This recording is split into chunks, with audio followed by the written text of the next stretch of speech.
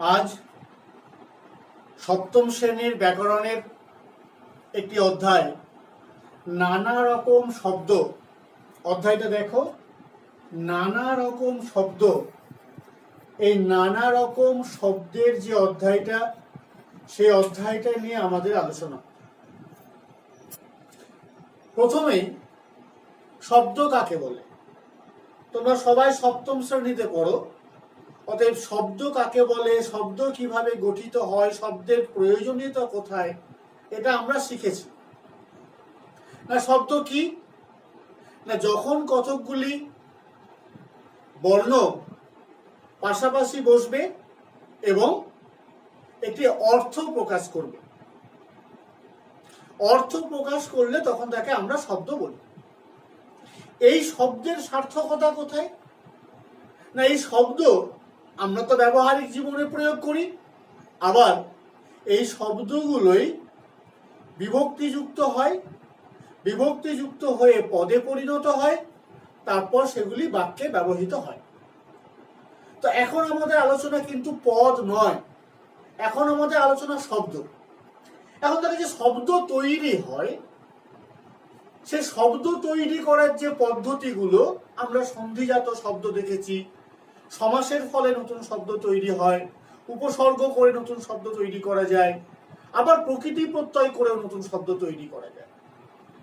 এখন এই শব্দের যে গতিশীল প্রবাহ, ভাষার যে গতিশীল প্রবাহ, সেই ভাষায় গতিশীল প্রবাহে শব্দও তো প্রবাহিত হচ্ছে। একটা শব্দ তৈরি হয়েছিল কতদিন আগে, সেই শব্দের তৈরি হওয়ার সময়ে তার যে অর্থটা ছিল, এই জিনিসটা মনে রাখতে হবে। এই যে তৈরি হওয়ার সময়ে কোনো একটা বস্তুকে দেখে, কোনো একটা জিনিসকে দেখে কোনো নতুন শব্দের জন্ম হয়েছিল, তার ধাতুরূপ, তার প্রত্যয় যুক্ত করে নতুন শব্দ তৈরি করা হয়েছিল। তো সেই শব্দটির উৎপত্তিগত বা ব্যুৎপত্তিগত একটা অর্থ ছিল, কিন্তু প্রতিনিয়ত পরিবর্তনশীলতার সঙ্গে খাপ খাওয়াতে খাওয়াতে শব্দও কিন্তু তার অর্থের পরিবর্তন করে ফেলেছে। উৎপত্তিগত অর্থ এবং আজকে আমাদের জীবনে ব্যবহারিক যে অর্থ, মনে রাখতে হবে যে একটা শব্দ তৈরি হয়েছিল, তার উৎপত্তিগত বা ব্যুৎপত্তিগত একটা অর্থ ছিল, আর পরিবর্তিত হতে হতে আজকে আমাদের প্রচলিত বা ব্যবহারিক জীবনে তার অন্য অর্থ হয়েছে অনেক ক্ষেত্রে, অনেক শব্দের ক্ষেত্রে। তাহলে এই যে শব্দের অর্থের পরিবর্তন ঘটে যাচ্ছে, সেই শব্দের অর্থের পরিবর্তনটাকে মাথায় রেখে আমাদের এই চ্যাপ্টারে, আমাদের এই অনুচ্ছেদে, নানা রকম শব্দের অনুচ্ছেদে আমি 3টে শব্দ লিখে রেখেছি। দেখো, 1 নম্বর লিখেছি স্মরণীয়। এই যে স্মরণীয় শব্দটা যদি ব্যুৎপত্তি করে দেখা হয়, তাহলে কি পাবো? যা মনে রাখার মতো, শ্রী ধাতু যুক্ত অনীয়, যা মনে রাখার মতো তাই স্মরণীয়। আবার দেখো, আমরা যে প্রচলিত অর্থে শব্দটাকে ব্যবহার করি, এই একই অর্থ কিন্তু ব্যবহার করি।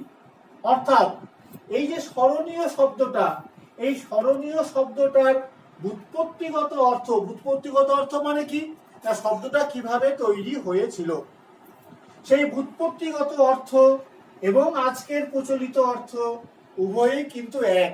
আবার দেখো, হরিণ, এই যে হরিণ শব্দটি যদি আমরা ব্যুৎপত্তি দেখি, তাহলে পাবো যে হরণ করে, হ্রি ধাতু থেকে তৈরি হয়েছে। যে হরণ করে সে হরিণ। কিন্তু এখন কি আমরা সেই অর্থে হরিণ শব্দটিকে ব্যবহার করি? না, করি না। এখন আমরা হরিণ শব্দটাকে ব্যবহার করি কোন অর্থে? না, হরিণ হলো একটি বিশেষ প্রাণী, একটি বিশেষ প্রাণী অর্থে ব্যবহার করি।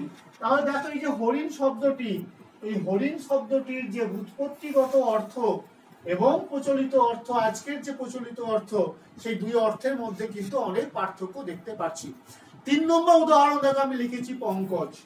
এই যে পঙ্কজ শব্দটা, পঙ্কজ শব্দটার ব্যুৎপত্তি করলে আমরা পাবো পঙ্কপূর্বক জন ধাতুর ড, মানে পাকে জন্মায় যা। আচ্ছা বলো তো, তোমাকে যদি বলা হয় যে আজকে দুটো পঙ্কজ নিয়ে আসিস তো বাবা, পাকে জন্মায় যা তুমি সবই নিয়ে আসবে, না শুধুমাত্র পদ্ম ফুল নিয়ে আসবে? অবশ্যই তুমি পদ্ম ফুল নিয়ে আসবে। কিন্তু পঙ্কজ শব্দের যে ব্যুৎপত্তিগত অর্থ, শব্দটা জন্মগত অর্থ, সেটা কিন্তু পাকে যা কিছু জন্মায়, শ্যাওলা, কচুরি, গুগলি, এইগুলো কিন্তু এখানে পাকাল, পাকে জন্মায় অর্থে বোঝাচ্ছে। কিন্তু আজকের যে ব্যবহারিক অর্থ, আজকের যে প্রচলিত অর্থ, সেই প্রচলিত অর্থে কিন্তু হয়ে গেল পঙ্কজ মানে সব অর্থ বাদ দিয়ে, হ্যাঁ পদ্ম তো পাকে জন্মায়, সব অর্থ বাদ দিয়ে একটি নির্দিষ্ট অর্থ হয়ে গেল। তিনটে জিনিস দেখলাম। কি দেখলাম? না একটা ক্ষেত্রে প্রচলিত অর্থ এবং তার ব্যুৎপত্তিগত অর্থ একই, আরেকটি ক্ষেত্রে প্রচলিত অর্থের সঙ্গে ব্যুৎপত্তিগত অর্থের কোনো মিল নেই। তৃতীয় নম্বর ক্ষেত্রে কি দেখলাম? না প্রচলিত যে অর্থ, সেইখানে সীমিত একটি অর্থকে বোঝানো হচ্ছে, কিন্তু ব্যুৎপত্তিগত অর্থ অনেকগুলোকে বোঝানো হচ্ছিল। এই তিন রকম ভাগকে খেয়াল করে নানা রকম শব্দের আমরা তিনটে শ্রেণী বিভাগ করব: যৌগিক শব্দ, রূঢ় শব্দ আর যোগরূঢ় শব্দ। চলো তার তিনটে ভাগ আমরা পরপর দেখে নিই। দেখো তিনটে ভাগে ভাগ করেছি। কি কি ভাগ বললাম বলো? না যৌগিক শব্দ, রূঢ় শব্দ আর যোগরূঢ় শব্দ। যৌগিক শব্দের উদাহরণগুলো দেখো। না যৌগিক শব্দের উদাহরণ স্মরণীয় আর গায়ক। তা যৌগিক শব্দ কোনগুলো? না যে শব্দগুলির ব্যুৎপত্তিগত অর্থ এবং প্রচলিত অর্থ একই, তাদেরকে বলবো যৌগিক শব্দ। রূঢ় শব্দে দেখো, রূঢ় শব্দে যে হরিণটা বলেছিলাম, কি বলেছিলাম? যে হরণ করে, কিন্তু আজকের প্রচলিত অর্থে একটা পশু। আবার মণ্ডপ দেখো, মণ্ডপ মানে মণ্ড পান করে যে, মণ্ড ভাতের ফ্যান, মার ভাত, মার খায় যে, সে মণ্ডপ। এখন মণ্ডপ মানে বিয়ের মণ্ডপ বা কোনো কিছু অনুষ্ঠানের মণ্ডপকে বোঝায়। তাহলে দেখো প্রচলিত যে অর্থ আর ব্যুৎপত্তিগত যে অর্থ পুরোপুরি আলাদা, মিলছে না। তা যে শব্দগুলো কি বলবো? যে ব্যুৎপত্তিগত অর্থ এবং প্রচলিত অর্থের কোনো মিল থাকবে না, তাদেরকে বলবো আমরা রূঢ় শব্দ। এরপর দেখো যোগরূঢ় শব্দ। এই যোগরূঢ় শব্দের মজাটা কি? না যোগরূঢ় শব্দের একটা শব্দে অনেকগুলো অর্থ মধ্যে লুকিয়ে থাকবে, কিন্তু সবগুলোকে না বুঝে কোনো বিশেষ একটি অর্থকে বোঝাবে।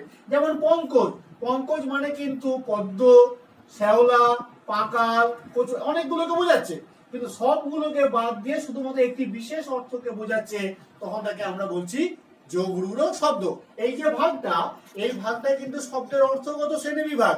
শব্দের গঠনগত শ্রেণীবিভাগ আছে। গঠনগত শ্রেণীবিভাগে শব্দকে দুই ভাগে ভাগ করা যায়।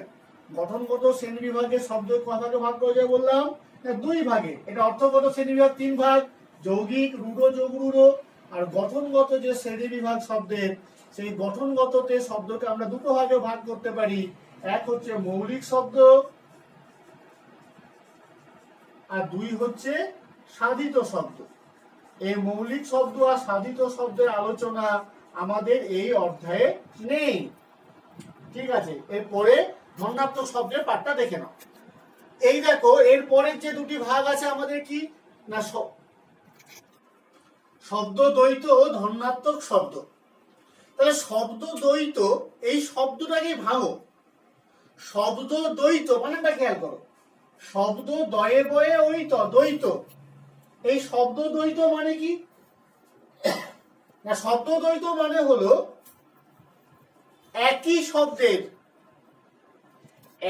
শব্দের বা একই অর্থের শব্দের দুবার প্রয়োগ।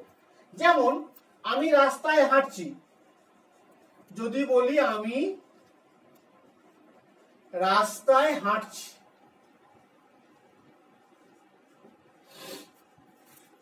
আবার দেখো এখানে রাস্তায় হাঁটছি বললে রাস্তা শব্দের যে ব্যাপকতা বোঝায়, যদি বলি যে আমি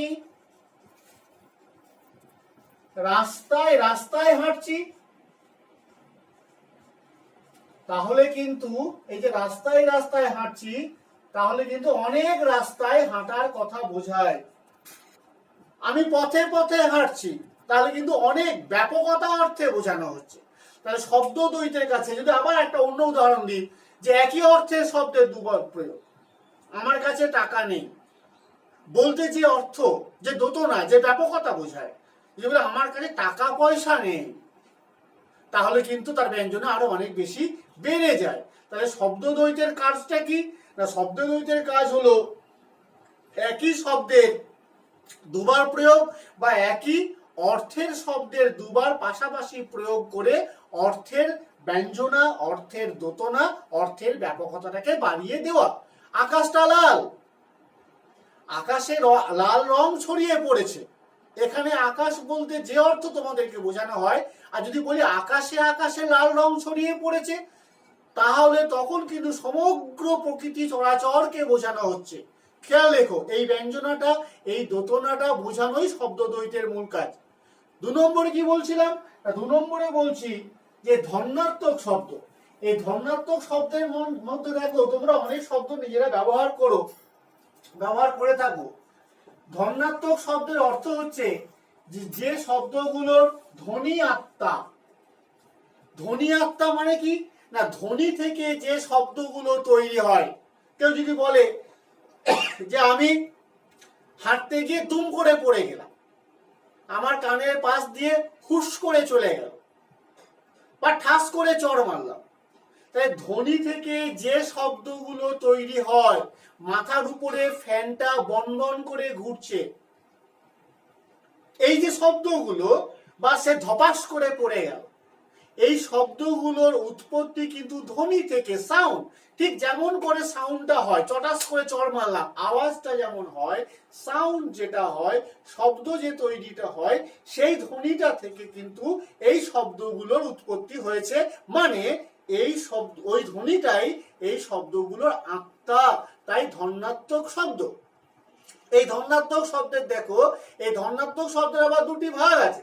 একটা ধ্বনি প্রকাশক ধন্যাত্মক শব্দ, একটা ভাব প্রকাশক ধন্যাত্মক শব্দ।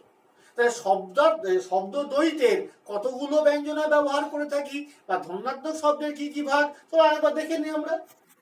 শব্দদ্বৈতের যে প্রয়োগগুলো একবার দেখো। নিয়মিত অর্থে, রেগুলার, ঘন্টায় ঘন্টায় আমায় ওষুধ খেতে হয়। তার মানে কি? নিয়মিত যে কাজটা করতে হয়, সেইখানে আমরা যে শব্দ দুটো পাশাপাশি ব্যবহার করি, সেইটা কিন্তু শব্দদ্বৈত হিসাবে আমরা ব্যবহার করতে পারি। আবার দ্রুত অর্থে, খুব তাড়াতাড়ি অর্থে, যে মিনিটে মিনিটে গোল দিল ভারত, এটা কিন্তু দ্রুত অর্থে প্রয়োগ করা, মিনিটে মিনিটে একই শব্দে দুবার প্রয়োগ, শব্দদ্বৈত। বহুলতা অর্থে, অনেক বেশিকে বোঝানো হচ্ছে, লাখ লাখ টাকা আছে আমার, অনেক বেশি বোঝানো হচ্ছে। টুকরো টুকরো মেঘ গোটা আকাশটাকে ছেয়ে দিয়েছে, খন্ড খন্ড মেঘ, এখানে কিন্তু বহুলতা অর্থে টুকরো টুকরো শব্দ দুটোর ব্যবহার করা হয়েছে। গভীরতা বোঝাতে, তাদের মধ্যে যে বন্ধুত্ব, সেই বন্ধুত্ব বোঝাতে গিয়ে আমরা বলি গলায় গলায় ভাব, দেখো কেমন।